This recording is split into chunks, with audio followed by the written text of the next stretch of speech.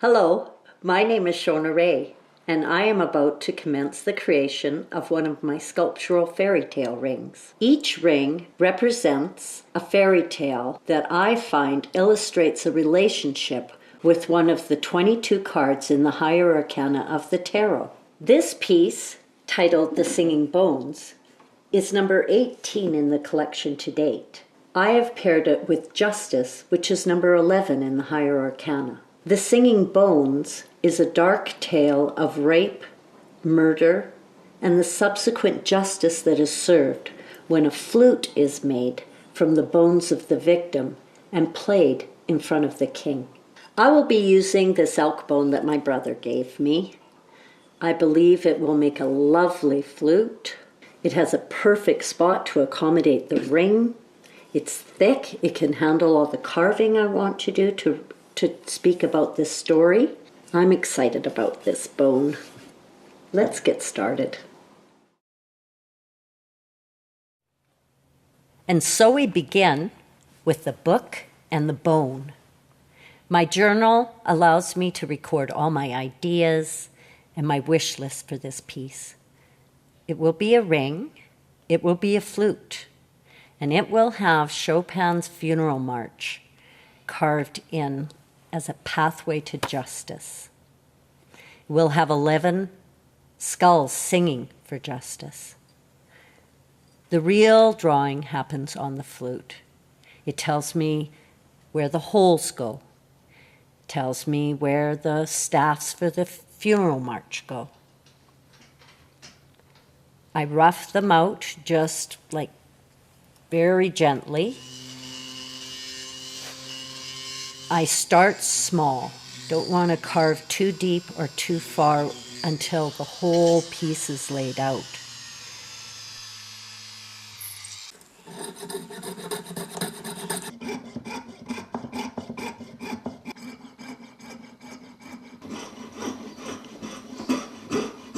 This is where the gift of this bone came.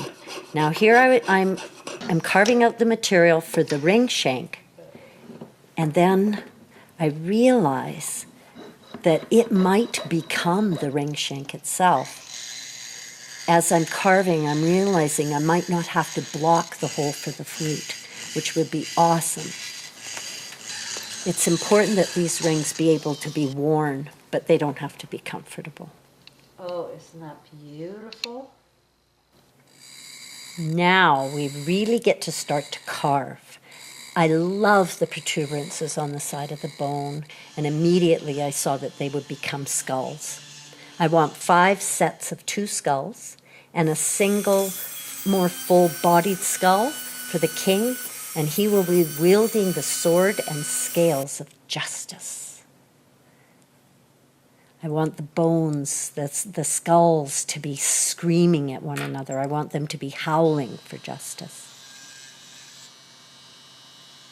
I use a tumbler bit to just get my first initial drawing, and then whatever it takes to remove the material to tell the story, to get the little details.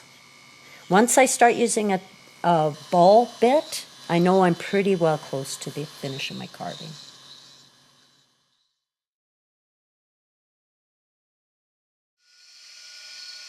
The construction of the base, once again, begins with the bone. I know I want 11 dancing skeletons, and each one will have a spinning bone skull bead on its shoulders. I really want a lot of movement in this piece. So I start with making 11 beads that I will roughly shape into the head shapes. And then it's back to the book and the bones. We're going to have a little planning, do a little bit of math, so that I can have 11 skeletons dancing pierced into a sheet of metal. It's very important to this piece that everyone is moving, dancing, singing.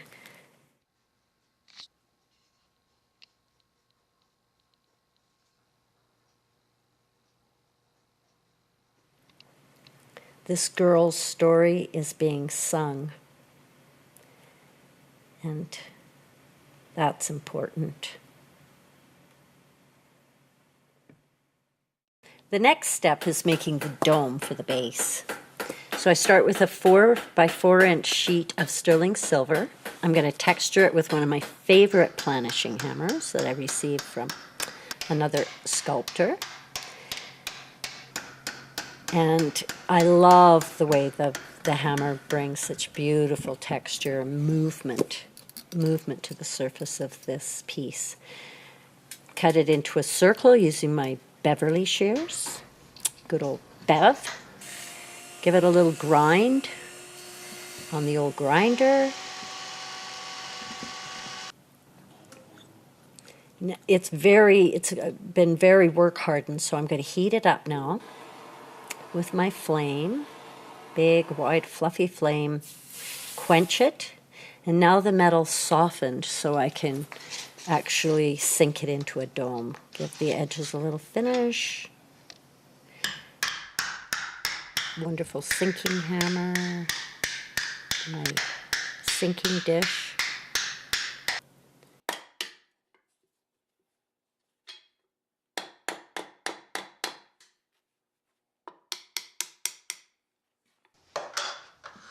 There. Here we go. Iron this piece of metal now with my rawhide, and we'll be on to the next step. More math, more planning, and more fun to come. We're going to create the cylinder that supports the dome now. It's going to be one long piece of metal with 11 dancing skeletons pierced into it. I use another hammer to create more movement, more texture.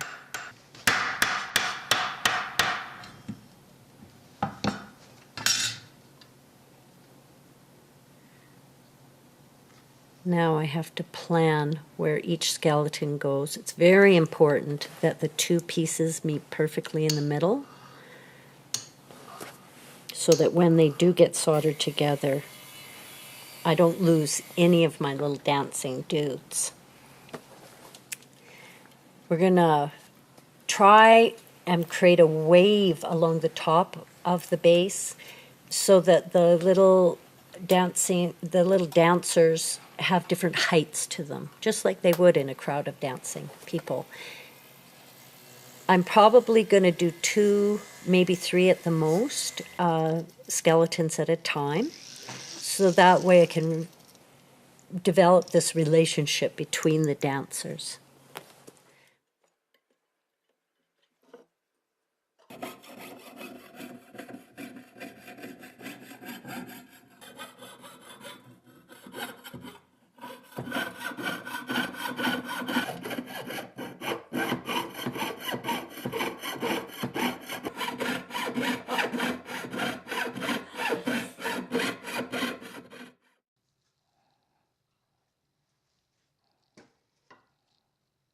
I like to polish the silver sheet before I solder, and this helps to prevent fire scale in the finished product.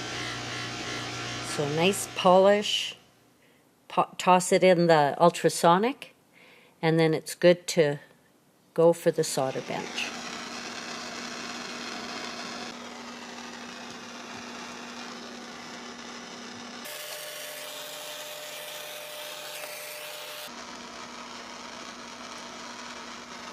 I literally use haywire to stick into the bricks to prevent the sheet metal from popping apart when I'm soldering. It's not unusual for a long, thin piece of metal like this to move when it gets this hot.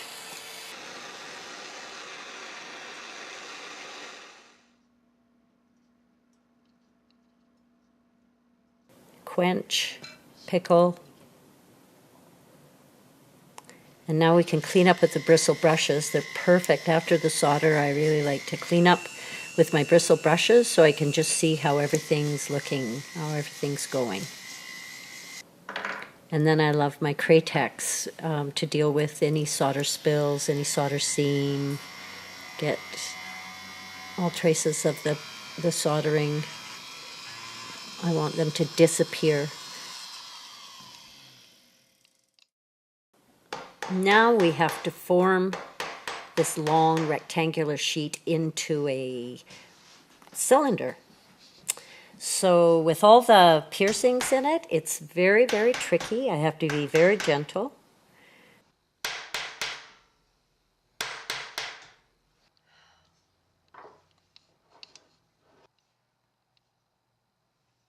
We'll bend here,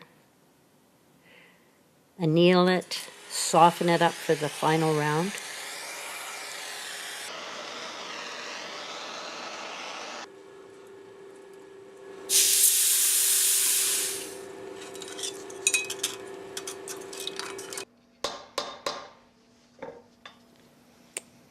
A little bit more bending.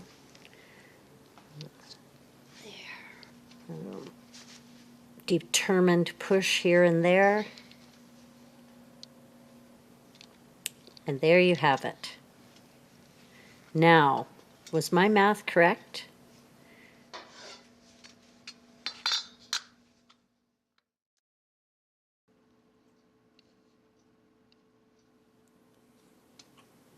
We have to solder the cylinder now. So I've bound it up with hay wire, like binding wire, so it doesn't spring apart when I heat it up. We're going to heat the whole thing gently. That will also help prevent it from springing apart. And then I'm going to just hold my flame where I want the solder to flow. And then, boom, it's done. A little quench. And then we're going to remove the binding wire for sure. Otherwise, the whole piece will be plated in copper inside the pickle. So that wouldn't be any good. After we solder, I want to do a little reshaping, a little retexturing on the cylinder. The dome has to be perfectly round because now it's going to fit inside this round cylinder. Just a little Sharpie here and there tells me where it needs to be cleaned up. Yeah. So does it fit? Oh yeah. Okay, and now I'm going to do the absolute last piercing. There was 172 of these little piercings, and now I'm doing the last. It's quite tricky when you have to do it inside this cylinder.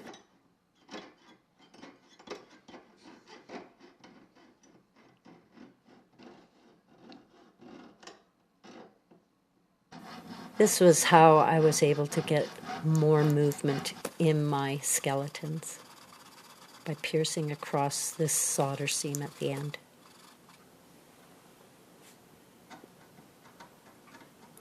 A little bit of cleanup with an incredibly fine file. A little touch up on the edges. All these little necks are going to get hammered with a planishing hammer, and that widens them because I want to drill into them. And then inside those drill holes will be wires. We'll clean up, and we're ready to go. I've got 11 little wires here that we're going to solder into each neck where we drilled the little holes. And these wires are going to accommodate the beads, the bone beads that we made earlier, the little skeleton skulls. Water. Yeah.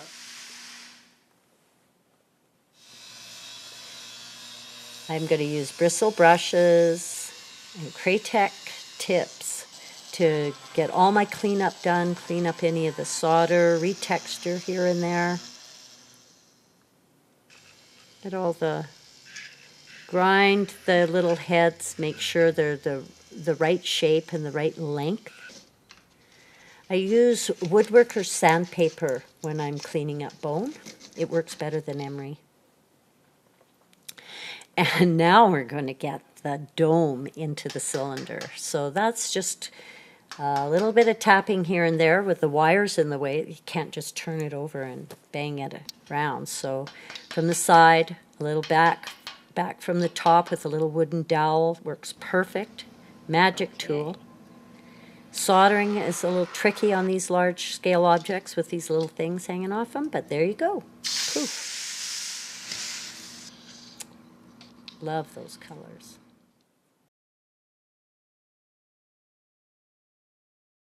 And so with this new page, we are going to construct the sword and the scales that support the singing bone ring flute.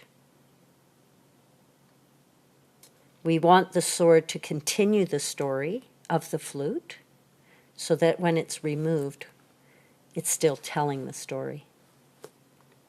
Instead of musical notes, we're going to stamp the words rape, murder, lust, grief, revenge, justice. On the music staffs, these words will be repeated over and over again.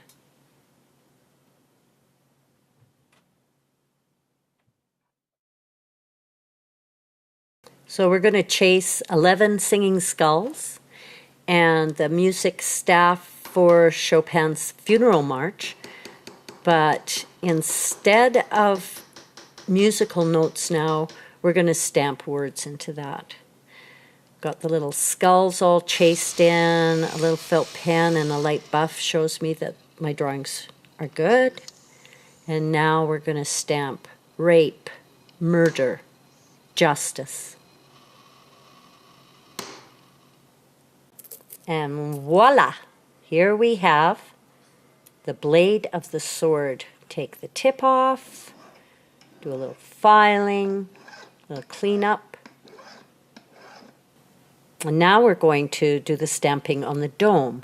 We want to repeat the words grief, rape, murder, lust, justice. We put it on pitch so that it's supported, so when we stamp the letters in, the dome doesn't collapse. In this case, because the surface is curved, we have to stamp quite a few times for the letter to actually cover the space. When we take it out of the pitch, we're going to put it in acetone, and that gets rid of any pitch that attaches itself to the sterling silver. And so here we are preparing the hilt, which will hold the scales of justice to the sword. We have to start by making 2 long, thin pieces of metal with the words justice, rape, lust, murder, grief, choice stamped on them once again.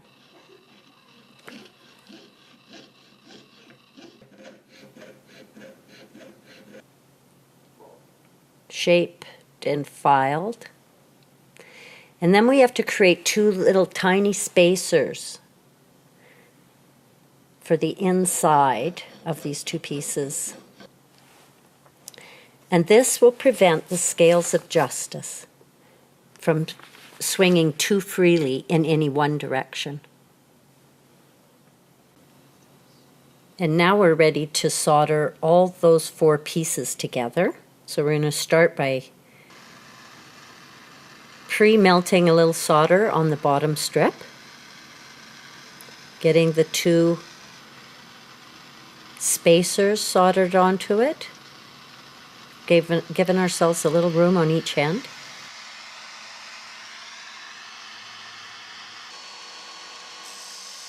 Grind, little bristle brush, clean up. Good. And now for the scales of justice, we're going to cut a couple of little circles with our disc cutter out of the silver. So easy.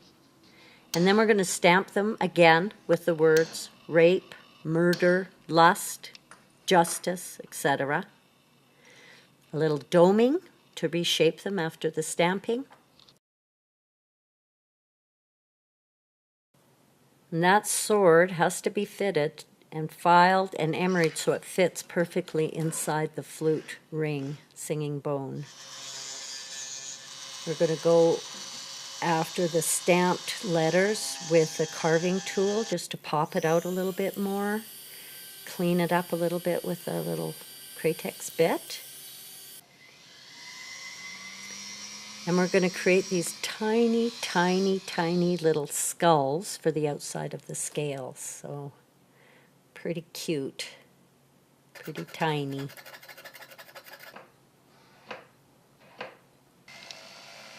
We're going to hammer them into the soldering block. Crazy. Solder them in place all at once.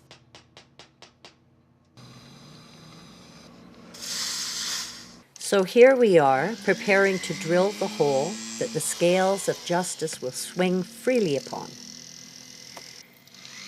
Everything at this point has to be filed true. All the angles must be correct. Get out our fancy-dancy little filing block to make sure it's all just right. The handle's getting cleaned up. Thistle brushed. At this point, we're getting ready to finish the components so we can put it all together. Check the rivet. And now we're making the final piece for the sword, which is the handle decoration. I've got 5 more skulls chased into this. And we're going to make it all in one piece.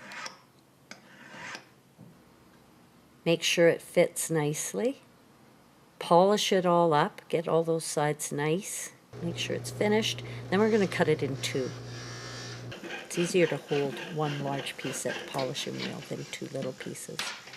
Rivet, chase any to, clean up anything. Then we're going to file and emery, and we're good to go. Now we're going to prepare another dome that will hold the sword to the base. This is going to be at the crest of the main dome. I've chased 11 singing skulls into the top of it. I have 11 drill holes accommodated in it. Now we're going to dome it so that it fits nicely on the very crest of that other dome, in the very center. It's a little deep, so we're just going to tap down a little, make it a little shallower. No problem. Voila. Now the sword has to be soldered to this, and we're going to use pegs.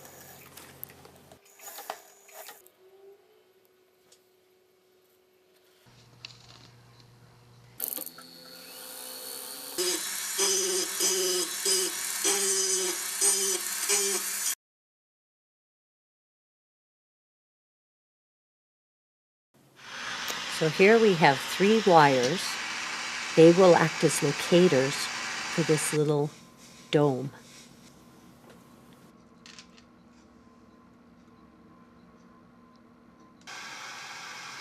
And there we go. Add a little bit more flux, push it down, solder it. And there it goes. It's done.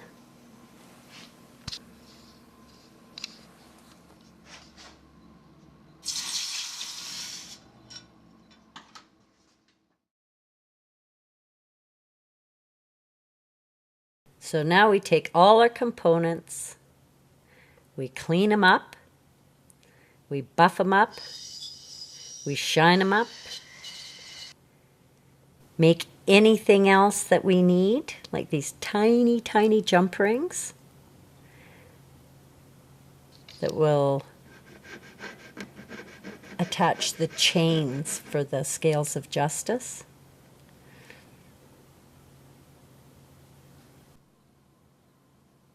Good. Very particular, carefully laid, drilled holes.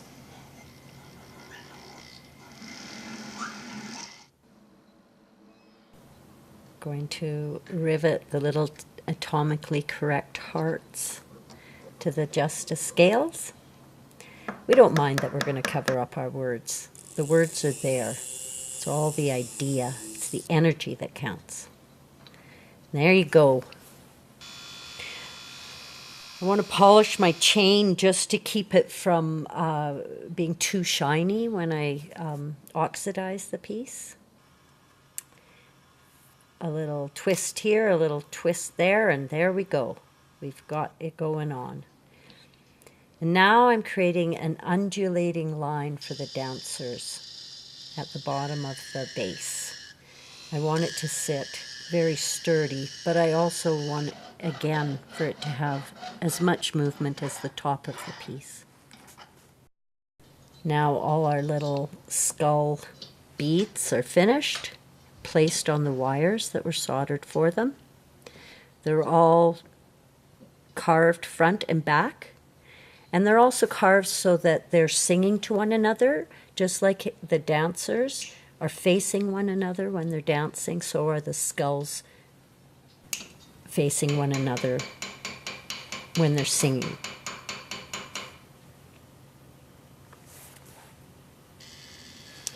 Flare the end of those wires just a bit. Polish with Kratex tips. They're the best for this job. And there you go.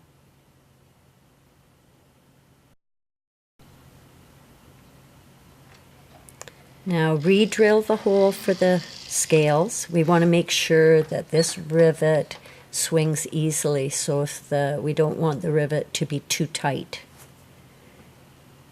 Everything's in place. There we go.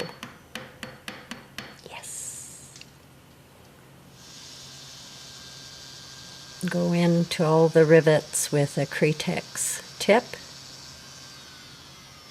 Polish them up.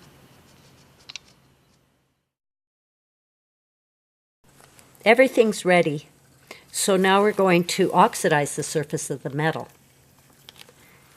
We're using a solution of liver of sulfur.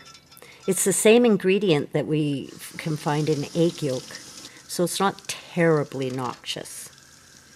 We dip each piece in the solution, make sure it soaks in as best as possible, and rinse it off and brass brush it with nice soapy water. We want a very dark surface, a lustrous black this will give us. And this story is a black story, so I kind of want to keep that going. And then the little heads have to get scrubbed with a little baby toothbrush and soap and water, so they're all cleaned up. Now we can take this sword. We had one wire left coming through the center of it, and we're going to rivet it to the inside of the big dome. And then 11 rivets all the way around the outside. It was tricky, but we can do it. And then a little polish here and there around all the edges. Pop out a little of the silver, create a little contrast here and there.